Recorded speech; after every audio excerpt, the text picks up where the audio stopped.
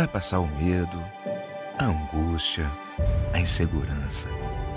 Vai ficar para trás a saudade do abraço apertado, do almoço em família, do happy hour com os amigos.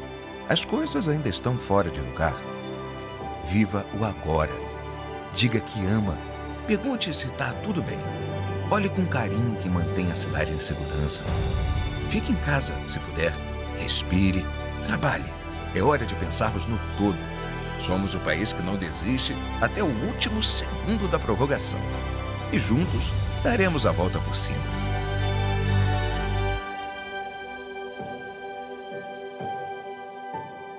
Tudo isso vai passar.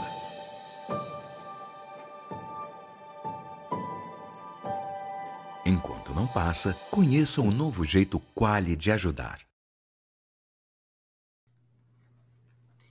Senhoras e senhores, em prosseguimento aos trabalhos do primeiro Congresso Digital Covid-19, repercussões jurídicas e sociais da pandemia, passamos à terceira conferência magna do dia de hoje com o tema Como os advogados salvaram o mundo e como continuarão salvando. Como presidente da mesa, convidamos Dr. José Carlos Risque Filho, presidente do Conselho Seccional da OAB do Espírito Santo, coordenador do curso de Direito e professor titular de Direito do Trabalho, Processo do Trabalho e Prática Trabalhista na Faculdade Pio XII. É procurador do município de Fundão, localizado na região da Grande Vitória. Como palestrante, convidamos Dr. José Roberto de Castro Neves, advogado, professor da Pontífice Universidade Católica do Rio de Janeiro, doutor em Direito Civil, mestre em Direito, sócio do escritório Ferro, Castro Neves, Daltro e Gomide Advogados, atua nas áreas de contencioso civil, comercial, arbitragem, direito do consumidor, direito societário, direito administrativo, contratos, direito das sucessões e da família e presidente executivo da OAB Editora na gestão 2019-2022. Passamos a palavra ao presidente da mesa desta conferência magna, Dr. José Carlos Risque Filho. Primeiramente, eu gostaria de dar um bom dia a todas e todos, para falar que, para mim, é uma grande honra estar nessa sala. O Dr. José Roberto de Castro Neves, sem dúvida alguma, enfrentará um tema muito importante para toda a advocacia, inclusive agora em tempos de pandemia. Aqui no Espírito Santo, a gente teve uma fala infeliz de um prefeito anteontem, que citou Karl Marx, onde ele falava que o trabalho dos advogados ele é improdutivo, e agora eu estou numa sala em um tema tão rico de um professor que reverberou no mundo essa fala. Então, sem dúvida alguma, para mim é uma grande honra, eu estou aqui simplesmente para ouvi-lo, e o palco é de Vossa Excelência, meu muito obrigado, e após a pandemia estarei lhe esperando aqui no Espírito Santo. Um abraço grande, querido. Parabéns. Obrigado, Zé Risque, meu amigo, gratíssimo pelas palavras doces, obrigado, Francisca, pela introdução. Bom dia a todos, é um prazer muito grande participar desse evento incrível, não é? Esse evento, eu estava dizendo isso, aliás, parabéns também ao Felipe Santa Cruz, nosso presidente, ao Rony Duarte, ao Marcos Vinícius Furtado Coelho, os mentores, o Simonetti, os mentores desse evento. Nós estamos vivendo, em parte por causa da pandemia, uma revolução em termos de comunicação. A gente imagina que um projeto desse tem 100 mil colegas, advogados, estudantes de direito inscritos, né? A quantidade de pessoas para quem a gente está falando é inimaginável, é um maracanãzinho, um maracanã de gente. Então, é uma honra muito grande poder participar e, como você falou, Zé, levar essa mensagem, que é uma mensagem relevante da história da advocacia. O que eu hoje ia propor da gente examinar é um pouco o advogado em perspectiva histórica e, claro, para chegar até hoje. O que aconteceu nessa nossa extraordinária profissão, linda profissão. E é um pouco um estudo que eu fiz e eu publiquei um livro chamado Como os Advogados Salvaram o Mundo, que fala exatamente dessa trajetória dessa atividade profissional que é de auxiliar os outros. E aí eu queria começar essa nossa conversa hoje, de novo, muito feliz de estar aqui, tratando um pouco da função do direito, em primeiro lugar. Qual é o propósito do direito?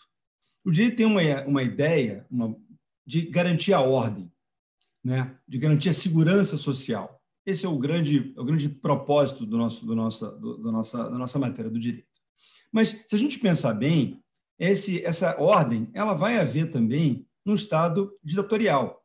Numa ditadura completa, existe ordem, não tem dúvida nenhuma. Se tem um Estado de direito dessa forma. A questão da democracia não tem nada a ver necessariamente com o direito. O direito é garantir a ordem. O que aconteceu historicamente é que o homem verificou, não é, que a democracia, não é, que a liberdade das pessoas é um valor extraordinário, um valor muito importante que a gente tem que cultivar. E inseriu isso no ordenamento, esse valor no ordenamento jurídico. Mas vamos pensar aqui junto. Não tem democracia entre os leões, não existe democracia nos hipopótamos, né? Lá ganha o mais forte, né? Ele que vai, o mais apto é o que vai mandar nos outros. A democracia não é um conceito natural, é um conceito racional, que nós, a sociedade, percebeu que é valioso isso, que essa liberdade é valiosa. E, portanto, a gente tem que, inclusive, se proteger disso, porque o homem, às vezes, que tem uma parte animal nele muito forte, resolve, né, tomar a frente e mandar. Então, a democracia ela tem que ser cultivada, e cultivada pelo direito. E uma coisa que a gente percebe é que na história, no curso da história, sempre que o Estado passa a ser autoritário, que o Estado passa a usar o arbítrio, a usar o abuso, um grupo de pessoas se levanta para atuar contra o Estado. E quem é esse grupo? São os advogados. Então, é impressionante que no curso, no caminho do homem, né, da humanidade, sempre os advogados tomaram essa posição de proeminência para evitar o abuso. Então, eu queria comentar com vocês como é que isso acontece, como é que isso foi sendo desenvolvido. Então, o primeiro aspecto interessante é começar a falar da Idade Média, só para a gente ter um caminho histórico aqui. Na Idade Média, como você sabe, né, acabou o Império Romano, deixou de haver um poder concentrado, cada cidade tinha sua história, o direito era um direito, em grande parte, levado pelo costume, não havia uma ordem geral. Naquele momento, com muita força da igreja, não havia advogados. Não havia advogados no começo da Idade Média. E por quê? Porque você não tinha uma ordem garantida. E mais, havia o conceito da igreja de que julgar era ruim, né? Não julgueis para que não seja julgado, né? Então, ninguém podia julgar. Deus é que podia julgar. Então, havia os ordalhos naquele momento. O que era o ordalho? Você estabelecia, por exemplo, o seguinte: olha, o cara queimava a mão e deixava 3 dias com a mão enfaixada. Se, no final dos 3 dias, tivesse uma marca, Deus escolheu dizer que aquela pessoa era culpada. Se não tivesse marca nenhuma, Deus, então, teria dito que aquela pessoa era inocente. Então, você botava o cara para boiar, se ele boiasse, ele era culpado, se ele afundasse, ele era inocente. Então, várias coisas, vários conceitos místicos, né, que eram julgamentos por ordem. Então, você não tinha um advogado naquele momento, né? O que acontece, entretanto, por volta do ano 1000? No ano 1000, por volta disso, não tem uma data certa, o homem europeu descobre os livros romanos, que eram chamados assim. O que era isso? Bom, a gente sabe, né, que em 560 e poucos, o Justiniano, já em Constantinopla, né, hoje Istambul, compilou as leis romanas. As leis romanas, que vigoraram durante mais de 1000 anos, né, durante o Império Romano, foram juntas todas elas, e ele fez o famoso Corpus Juris Civilis, que era uma explicação de várias questões que a gente usa no direito civil até hoje, né? E estudos no detalhe sobre posse, todos os contratos, né? E era uma coisa muito sofisticada. No ano 1000, mais ou menos, eles descobrem isso, descobrem isso no mosteiro em um lugar, descobrem isso e ficam maravilhados. É como se, um exemplo, se a gente descobrisse hoje, né, um extraterrestre viesse para a gente e dissesse: olha, tem um modelo jurídico muito superior ao que vocês usam aqui, muito mais inteligente, muito mais sofisticado, pensado, e a gente ficasse maravilhado com aquilo. Né, o direito aqui melhor. Então, o direito romano ele tinha essa inteligência, ele era universal, porque ele era aplicado da Síria à Inglaterra, né? Era o mesmo. Então, ele era muito inteligente e muito mais preciso do que o direito que era usado naquele momento, então. Eles começaram a estudar isso, estudar esse direito. E aí aconteceu um evento histórico muito interessante, que é o seguinte: a igreja entrou em conflito com o imperador do alemão, do Sacro Império Romano Germânico. Entrou em conflito por uma razão, por várias razões, tinham questões pequenas, mas uma grande razão, que era a história das investiduras. Foi um grande tema que abalou o mundo medieval, que era o seguinte: quem escolhia o padre? Que hoje a gente recebe informação pela internet, pela televisão, pelo WhatsApp, o que seja. Naquela época, não. Naquela época, não tinha nada disso, não tinha jornal, não tinha imprensa, óbvio. E a forma de você comunicar era a igreja. Todo mundo ia à igreja no domingo e o padre falava para aquela congregação e contava as histórias dele. E isso era a forma de informar as pessoas. Então, era muito importante para a manutenção do poder saber quem escolhia o padre. Claro, porque aí você ia dizer: olha, esse padre aqui fala isso, fala contra o governo. Imagina, o padre tinha que atuar dentro do que era desejado pelo governante. Então, era muito importante saber quem escolhia o padre. E até aquele momento, quem escolhia o padre era o imperador, era o chefe local, não era a igreja, não era o papa. E o papa, o Gregório VII, que foi um papa muito importante medieval, resolveu mudar essa história da investidura e dizer: quem escolhe sou eu. Grande discussão. E aí teve um fato histórico famoso, que o Henrique IV, que era esse imperador, briga com o papa excomunga o príncipe, o imperador tem que a canossa, né, que ida canossa, a famosa ida canossa, que ele vai pedir desculpa para o papa. Ele vai até essa propriedade na Toscana, em Canossa, um castelo onde estava o papa, e fica lá 3 dias, supostamente, com os pés descalços, em penitência para pedir desculpa ao papa. E então, a gente até tem essa expressão: a canossa significa ir lá pedir perdão. Um parênteses, porque ele pede perdão para o papa perdoa, mas depois ele briga, ele acaba pegando o papa, porque esses imperadores não eram muito confiáveis, né? E é até interessante que um outro grande advogado, o Bismarck, que unificou a Alemanha depois, em 1871, ele tem uma discussão forte com a igreja, e ele diz: nós não iremos a canossa. É o que ele vai falar depois, exatamente nessa volta. Aliás, o Bismarck é outro grande advogado, que foi o responsável pela unificação da Alemanha, para vocês verem como é que a coisa, nós advogados estamos em tudo que é lugar. Mas voltando. O que aconteceu com o Papa quando ele teve essa disputa? Ele sacou o seguinte: a igreja, não tinha exército. Ela não ia conseguir lutar contra o Papa, mas ela tinha, entretanto, outros valores, né? Tinha outras questões. Então, ele resolveu estimular o estudo do direito, porque ele diz: eu posso não ganhar na briga física, mas eu vou ter um campo muito bom para discussão do direito. E a igreja se apoderou do direito romano e evoluiu imensamente no direito canônico nesse momento, né? Que se valia, claro, dos ensinamentos romanos. Mas Canossa, por que é importante Canossa? Porque Canossa, naquele momento, era de uma condessa, a condessa Matilda da Toscana, que foi uma das mulheres mais extraordinárias da Idade Média. E o Papa chegou para essa condessa e falou o seguinte: olha só, você tem que estimular o estudo do direito. Vamos abrir um lugar para a gente estudar direito, para que essa ciência seja disseminada.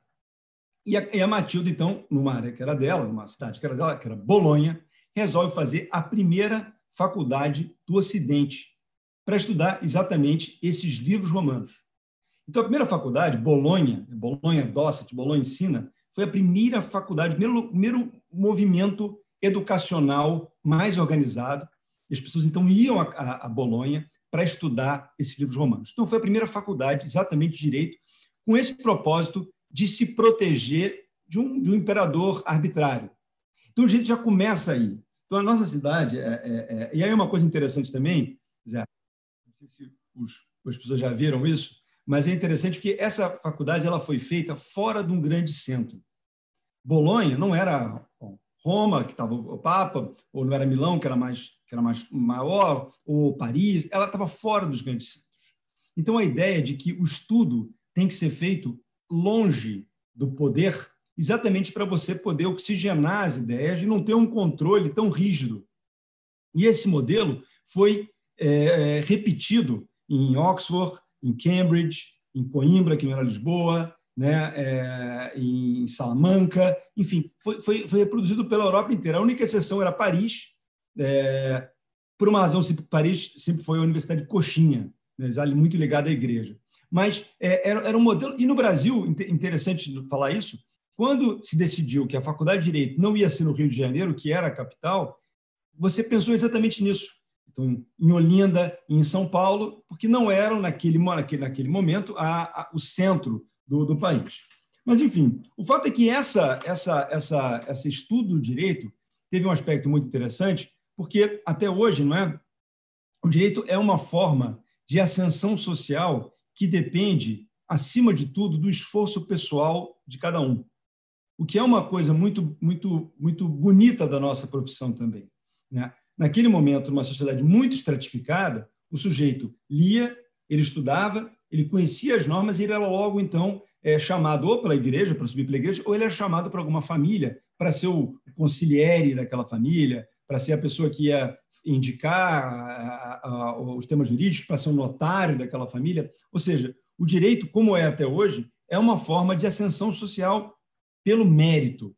Então, vários advogados e juristas daquele momento não tinham uma família nobre.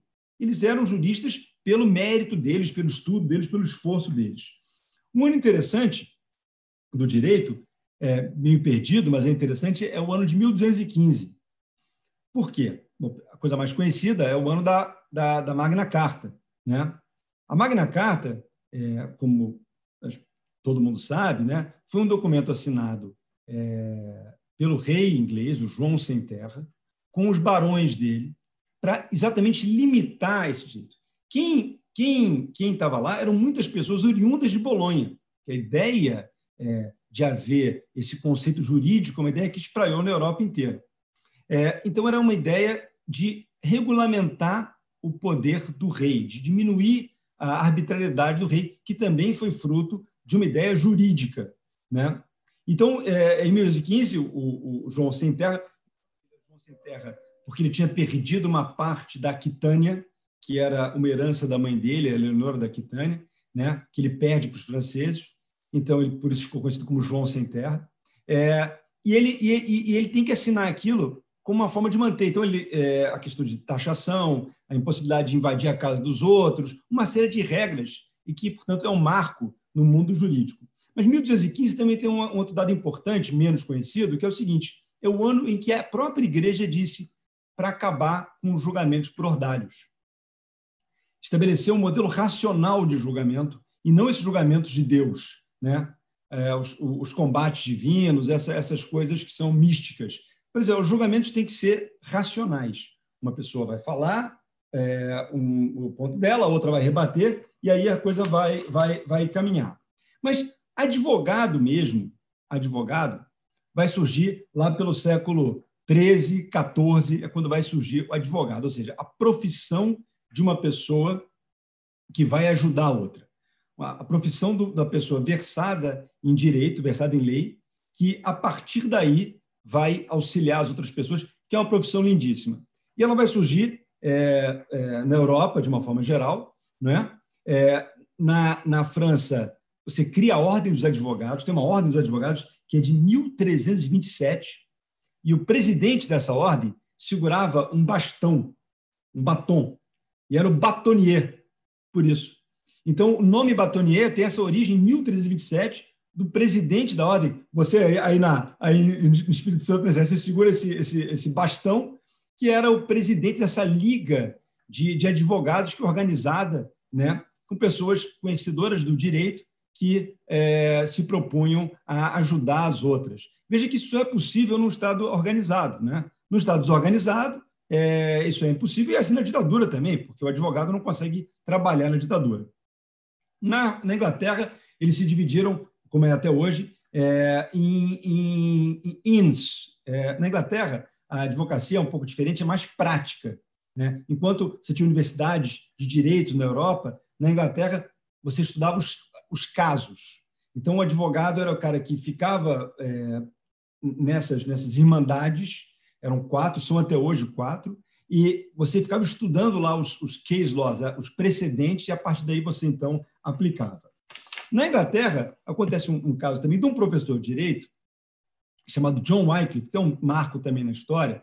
Esse John Wycliffe, em 1350, 60, ele se rebela contra a igreja.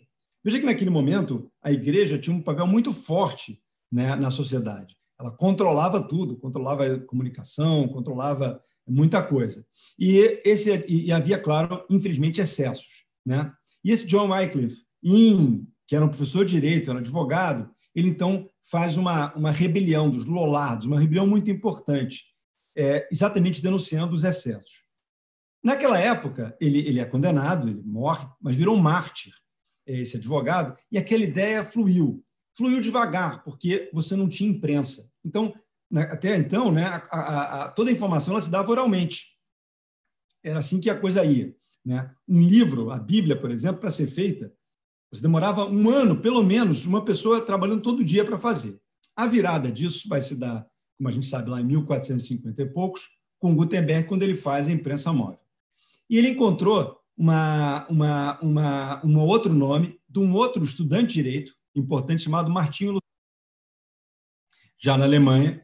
E o Martinho Lutero, que era estudante de direito também, portanto tinha esse arcabouço jurídico, ele denuncia esse excesso da igreja, como a gente sabe, né? Em 1517, ele lança as 95 teses lá na igreja de Wittenberg, né? E coloca lá, fixa lá, e ele, mais que fixar, ele imprime aquilo. Então, já tinha imprensa, então ele imprime e divulga. Então, a coisa, como a gente vê hoje, né? O poder da mídia, né? Ele consegue, então, divulgar aquelas razões dele e denuncia a igreja. O Martinho Lutero, na verdade, ele partia de um tema jurídico.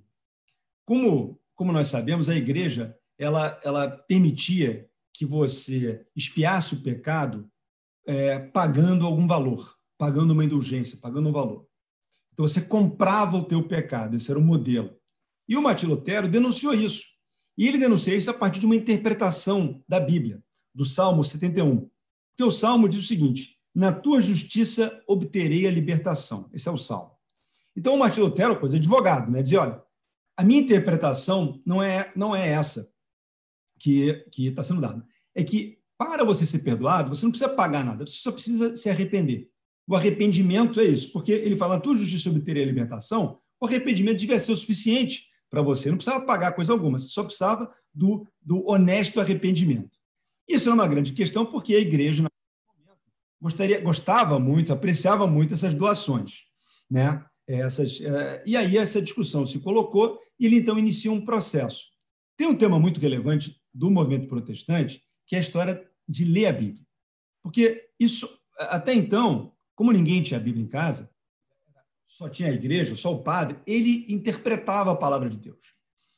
Mas o Lutero, como bom advogado, a palavra é de Deus, mas a interpretação é nossa, né? Isso faz toda a diferença e tem muito a ver com a nossa vida de advogado. Porque quem faz a lei é o legislador, mas quem interpreta somos nós, né? Então, a gente vai dizer, o legislador falou isso, mas a minha leitura é essa aqui. Então, essa cabeça de advogado foi muito importante, e foi muito importante para o movimento que acabou sendo benéfico para a igreja também, porque renovou a igreja, né? Porque fez a igreja ver que esses excessos não eram positivos, e hoje a igreja, claro, reconhece isso. Claro, tudo tem que ser visto dentro de uma concepção histórica, né, do momento dela. Mas um outro advogado, esse é um advogado praticante, continuou esse caminho, foi o João Calvino, um pouco depois, advogado também, e ele faz um manual da instrução cristã. Você vê esse manual, ele parece um código, coisa de advogado, e também o movimento protestante. Tem um dado também, um acontecimento histórico muito relevante, que pacificou as brigas religiosas na Europa, que é a Paz de Westfália, em 1648. Porque quando teve um movimento protestante, a Europa e a Alemanha, principalmente, o norte da Itália, o norte da França, uma bagunça completa, guerra, intolerância, e isso só foi relativamente tranquilizado nesse encontro de Westfália, onde todos os estados, vários estados, compareceram. E o que é interessante é que quem compareceu foram advogados, pessoas versadas em direito. Essa Paz de Westfália estabelece a ordem mundial como a gente conhece hoje. A ideia de que todos os países têm o mesmo valor, a ideia de não intervenção, a igualdade entre os países, a não interferência religiosa, e criou uma nova ordem mundial. Tem um livro até interessante do Kissinger, que ele fala da nova ordem, e diz que esse Westfália foi um momento. O que ele não examina com tanto detalhe é que isso foi construído por advogados. Cada país foi levado por pessoas que conheciam o direito, que eram advogados. O outro movimento interessante que vai haver nessa nossa movimento jurídico é a Revolução Inglesa, que precedeu as outras, e que foi também uma obra de advogados. O que aconteceu na Inglaterra? A Inglaterra tinha um rei, a família Stuart, que era um rei com ideias absolutistas ainda. Isso em 1660, mais ou menos. 1649, por aí. Esse rei, que era o Carlos I, Stuart, ele enfrentava, então, a nobreza e a própria burguesia incipiente, que era contrária a um modelo de abuso do rei e gostaria muito de poder participar do poder. O movimento de advogados, liderado pelo Cromwell, que era advogado praticante, aliás, ele era advogado, o pai dele era advogado, o irmão dele era advogado, o filho foi advogado, então tomam o poder, destronam o rei e julgam o rei. E tem um negócio muito interessante nesse julgamento, que foi a Revolução Inglesa, que precede, inclusive, 100 anos da Revolução Francesa, que eles acabam matando o rei, né? O rei é decapitado. Tem uma coisa interessante que é o seguinte: o rei, na sua defesa, é um julgamento curiosíssimo, ele diz, olha, eu não posso ser punido porque a lei inglesa diz que a traição é ao rei. Então, como é que eu posso ser punido se eu sou o rei? Eu não posso trair a mim mesmo.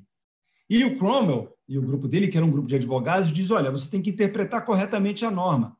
Quando você diz rei, não é o rei, é a monarquia, é o Estado. O rei aqui é interpretado de outra forma, não é a pessoa do rei, senão o que ele simboliza, o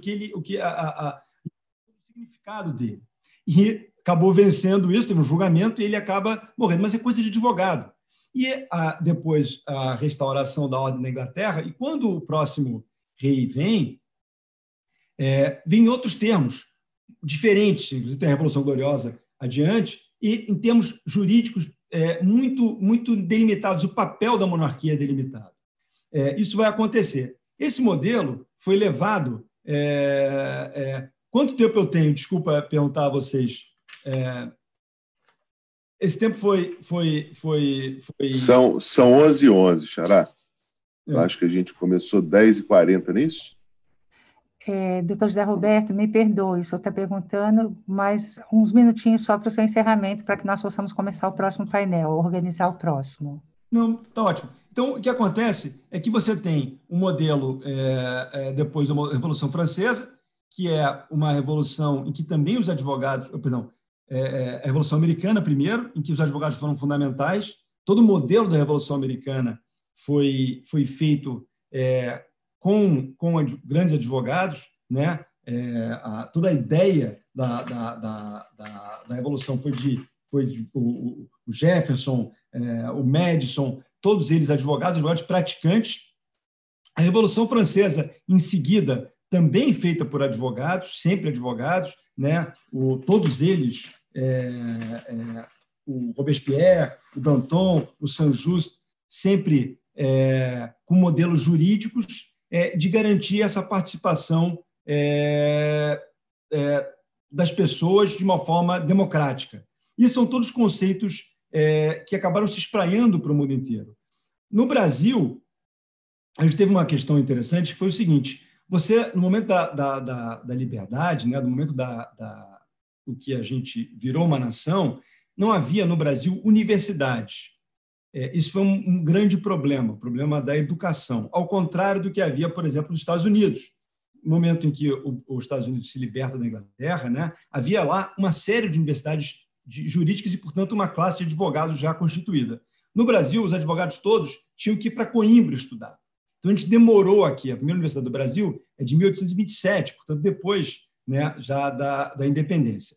O que foi um grande problema no país. Então, a gente demorou para estabelecer uma classe de advogados aqui que pudesse defender. Entretanto, e isso é uma diferença muito grande, que faz a gente pensar.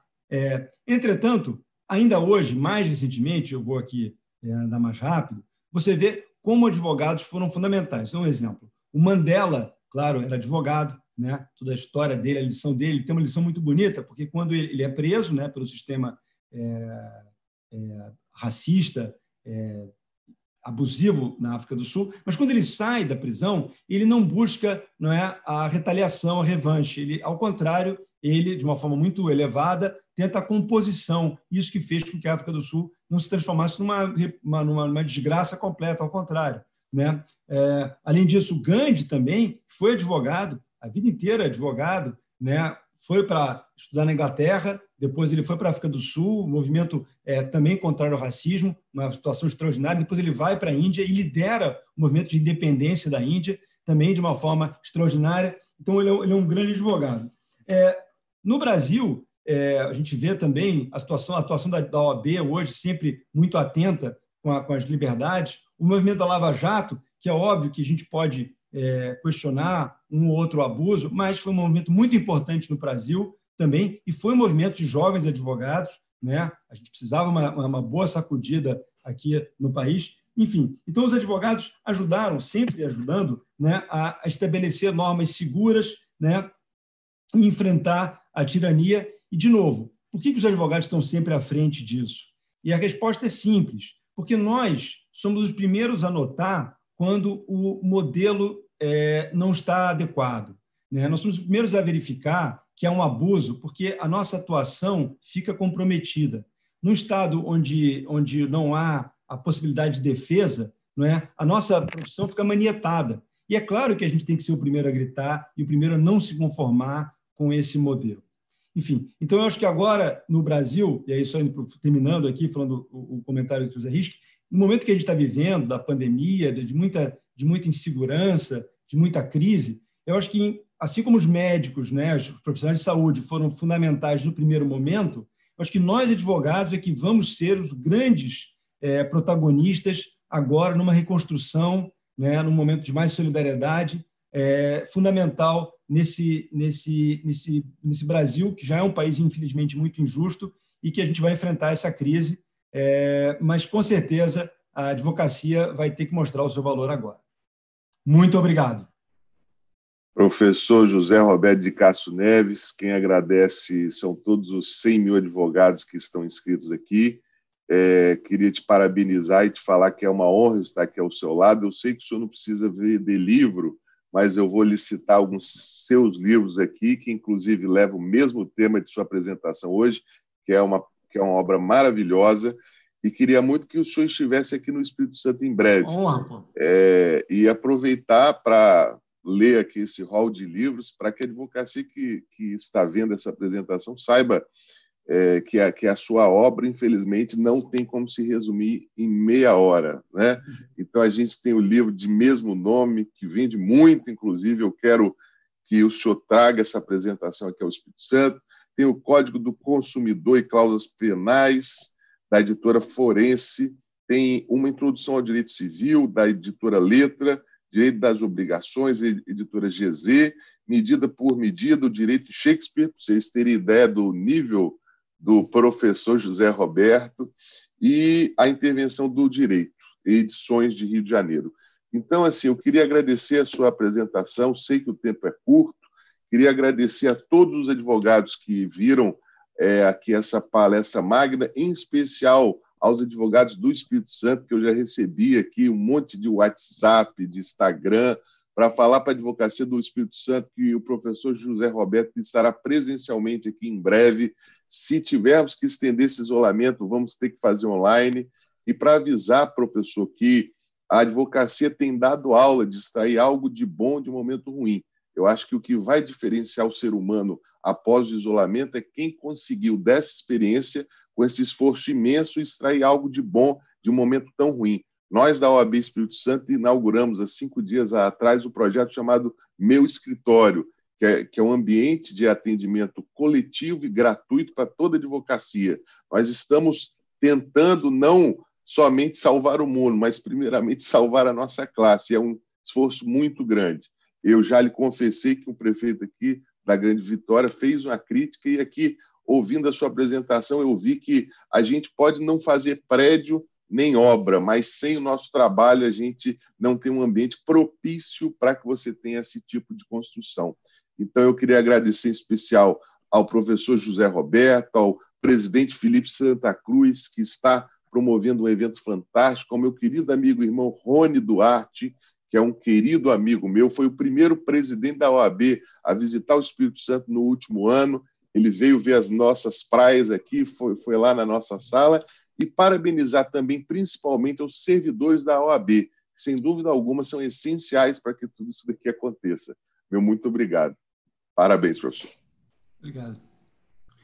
Agradecemos as ilustres participações do presidente da mesa dessa conferência magna, Dr. José Carlos Risque Filho, do nosso palestrante, Dr. José Roberto de Castro Neves, pela brilhante palestra, e esperamos tê-los conosco numa nova oportunidade.